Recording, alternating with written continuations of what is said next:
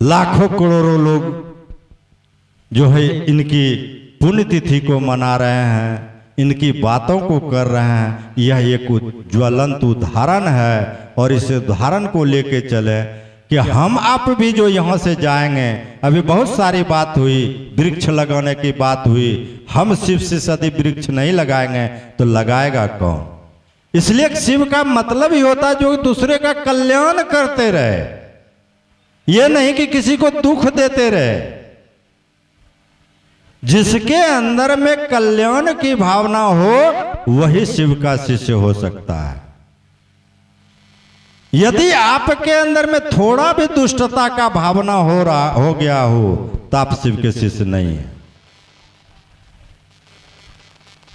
आपको साहब को देखना होगा, आपको दीदी को देखना होगा, आपको महादेव को देखना होगा कि आज महादेव नहीं होती थी, यह धरातल नहीं होता, यह हवा नहीं होती, या पानी नहीं होता, या पृथ्वी नहीं होता, या जीव जंतु नहीं होता। और यह सारा आपको मुफ्त में मिला है और हम आप दूसरे के बात को लेकर जो है अपने में प्रेम को खराब कर लेते हैं। इससे बचिए। हमेशा बस एक बात याद रखिए कि हम लोग को सबको मिलजुल कर जो है अपने गुरु के काम को आगे बढ़ाने का प्रयास करना है और यह हम प्रतिदिन करते रहेंगे। हम किसी का नहीं सुनेंगे, हम सिर्फ सुनेंगे जो हमको महादेव कहे हैं, जो हमको साहब कहे हैं, जो हमको दीदी कह के चली गई है, उस काम को हम अपने जीवन में संकल्प के रूप में यहां से लेके जाएंगे और यह कोशिश करेंगे कि हर एक व्यक्ति को एक दिन में एक व्यक्ति को जो है शिव गुरु से जोड़ देना है और उसको 3 सूत्र बता देना। क्या ऐसा करेंगे आप लोग? तो आज से आप लोग संकल्प लेते हैं कि हाँ ऐसा काम हम प्रतिदिन करेंगे, एक व्यक्ति से जरूर गुरु की बात करेंगे। हाथ उठाइए तो कितने लोग हैं जो इस संकल्प में भागीदार हैं? एको ठो ना, यही 2-4 ठो। अरे बात तो बहुत हो गया। हमको तो लगता है अगला पुण्यतिथि इस हॉल में नहीं करना होगा, इसके लिए बहुत बड़ा मैदान में करना होगा। और हम लोग बहुत सौभाग्यशाली हैं कि इस काम को आराम से कर सकते हैं, कोई दिक्कत नहीं है। गप ही तो करना है, तो इसलिए यही हम लोगों का काम है। कौन क्या बोल रहा है आप लोग देखे होंगे। टमटम पहले चलता था, अब तो खत्म हो गया, लेकिन इसमें बहुत लोग देखे होंगे घोड़ा के सामने में बगल में आंख के बगल में पट्टी लगा दिया जाता था। क्या है कि वह सीधा अपने मंजिल को देखे, दाएं बाएं देखेगा तो गाड़ी को गड्ढा में गिरा देगा। तो हम लोग को भी साहब ने पट्टी दे दिया है, ये 3 सूत्र का पट्टी। यदि दाएं बाएं देखेगा तो गड्ढे में गिर जाएगा, कहीं का नहीं रहिएगा। आपके मंजिल शिव है, आपका गति शिव है, आपका गंतव्य शिव है। शिव की तरफ देखते चलिए और शिव की बात करते चलिए और आगे बढ़ते चलिए। कौन क्या कह रहा है, कौन क्या बोल रहा है, न हम उसका सुनेंगे न उस पर हम कोई ध्यान देंगे। हमको प्रेम से चलना है। हम सारे गुरु भाई बहन प्रेम से मिलकर एक दूसरे में प्रेम बरसाएंगे और यह प्रेम तब बरसेगा जब हम शिव गुरु की बात करेंगे। चलिए, अभी बहुत लोग हैं, समय कम है। इसी वाणी को गुरु के चरणों में रखते हुए सभी भाइयों को प्रणाम। आइए हम लोग पुनः चलते हैं गुरु चर्चा की दौड़ में और हम लोग सुनते हैं गुरु भाई नीतीश जी को। गुरु भाई नीतीश भाई जो है कि स्थानीय गुरु भाई हैं। आपने भी शिव को अपना गुरु बनाया है और आपने समझा है कि शिव गुरु होते हैं। तो हम लोग सुनते हैं गुरु भाई नीतीश जी को जो है कि स्थानीय गुरु भाई हैं। अगर नीतीश गुरु भाई मेरी आवाज़ को सुन रहे तो आप इस समझ तक आएंगे। और आपने भी समझा है कि भगवान शिव गुरु हैं और आज शिव की शिष्यता को आप जैसे गुरु भाई, आप जैसे गुरुवान की जरूरत है। कहा जाता है कि युवा शक्ति एक ऐसी शक्ति होती है जो एक पल में समाज को बदल देने की ताकत रखता है, एक पल में देश को बदल देने की ताकत रखता है। तो आज इस साहब दीदी की संकल्प को हम युवाओं को जरूरत है, हम सभी मिलके साहब दीदी के संकल्प को समझे। जरूरत सबको है भाई, गुरु सबको चाहिए, लेकिन युवा पीढ़ी होता है क्या इस काम को थोड़ा तेज कर पाते हैं। आइए हम लोग सुनते हैं गुरु भाई नीतीश जी को।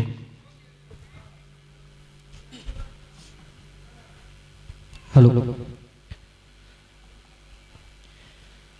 सर्वप्रथम मैं अपने महागुरु महादेव के चरणों में प्रणाम करता हूँ इस कालखंड के प्रथम शिव शिष्य जिनके वजह से मुझे शिव शिष्य होने का सौभाग्य प्राप्त हुआ, साहब श्री हरिदान के चरणों में प्रणाम करता हूँ। उनकी संगति ममतामयी माँ नीलम आनंद के चरणों में प्रणाम करता हूँ और उपस्थित सभी गुरु भाई बहन जो चर्चा स्थल पर बैठे हैं उन सभी के चरणों में मैं प्रणाम करता हूँ। मेरा प्रणाम स्वीकार करेंगे।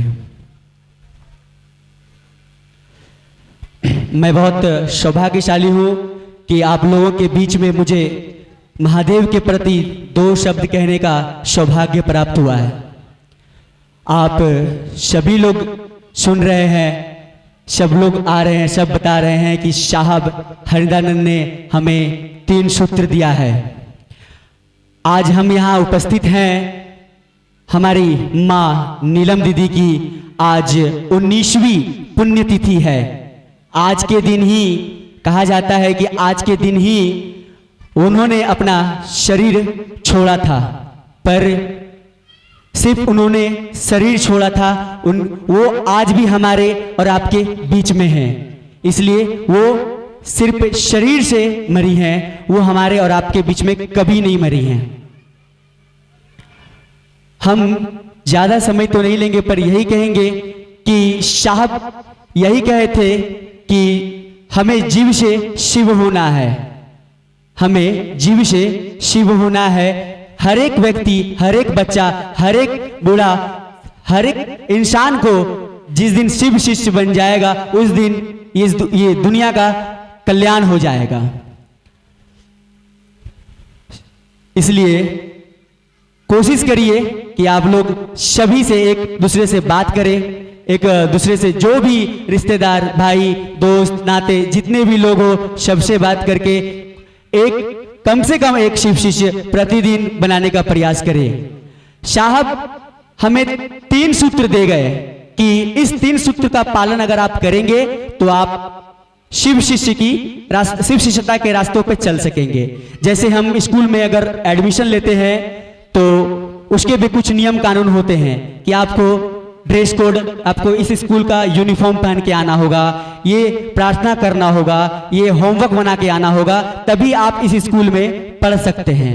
उसी तरह साहब ने भी हमारे एक पाठशाला बनाया है, एक बगिया बनाया है जिनमें हम लोग अभी पढ़ रहे हैं, जिनमें हम लोग सीख रहे हैं। और वो सीखने के लिए हमें 3 सूत्र दिए हैं, जो कि सब भैया, सब दीदी लोग बताए ही कि पहला सूत्र है दया मांगना।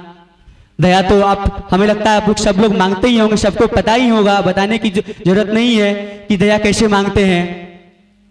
दूसरा है चर्चा करना, बताना है सबको कि शिव मेरे गुरु हैं, आपके भी हो सकते हैं। इनको बताना है जो नहीं जानते हैं। गुरु तो शिव है, आज से नहीं है, जब हम नहीं थे तब से भी शिव गुरु हैं। हमारे दादा परदादा भी नहीं थे तब से शिव गुरु हैं। वेद पुराणों में खोल के देखेंगे तो वहां भी लिखा है कि शिव गुरु हैं, शिव आज भी गुरु हैं। लेकिन इस चीज को बताने का कार्य किसने किया? तो साहब ने। साहब ही वे पहले व्यक्ति हैं इस पूरे कालखंड के जिन्होंने बताया कि शिव ही गुरु है। इनको तो हम भगवान माने बैठे हैं, इनको तो हम मंदिर में बिठाए बैठे हैं कि कुछ भी मांगना हो तो भगवान के पास जाते हैं कि हे भोले बाबा ये कर दीजिए तो हम आपको ये देंगे। वहां जाके हम सौदा करते हैं, वहां जाके हम उनसे बिजनेस करते हैं कि आप ये करिएगा तो आपके बदले हम 5 किलो लड्डू चढ़ाएंगे, ये चढ़ाएंगे। लेकिन साहब ने कहा कि नहीं, वो सिर्फ भगवान नहीं, वो गुरु हैं और जीवन में हर इंसान को एक गुरु की आवश्यकता होती है। गुरु ही है जो आपको अंधकार से प्रकाश की ओर ले जाता है। आपके जीवन को अंधकार से प्रकाश की ओर लेके जाता है, वो एकमात्र गुरु ही है, और वो गुरु शिव है। कौन है? शिव है। तो हमारा और ये आपका दायित्व बनता है कि हम शिव को अपना गुरु बनाएं। इसलिए दीदी, मेरे भैया, आप सभी से मैं प्रार्थना करूंगा, निवेदन करूंगा कि आप लोग नियमित रूप से आप लोग गुरु महादेव से दया मांगे, चर्चा करिए। चर्चा करने का मतलब ये नहीं हुआ कि 4 लोग 5 लोग बैठेंगे तभी चर्चा होगा। हम किन्हीं से भी राह चलते हुए बात करेंगे, अगर कोई सामने दिख गए बातों बातों में पूछ लेंगे, हे भैया क्या आपने शिव को गुरु बनाया है? हम शिव की बात करेंगे ही तो हमारा चर्चा हो जाएगा। हम शिव के बारे में बोलेंगे ही तो हमारा दूसरा सूत्र हो जाएगा। वो नहीं बने होंगे तो उनकी नामों की घोषणा कर देंगे। उससे बड़ा पुण्य काम आपके लिए कोई नहीं होगा। तीसरा सूत्र में साहब बताया है कि नमः शिवाय से उनको प्रणाम करना है। नमः शिवाय से उनको प्रणाम करना है 108 बार दिवारात्रि में, दिन या रात्रि में।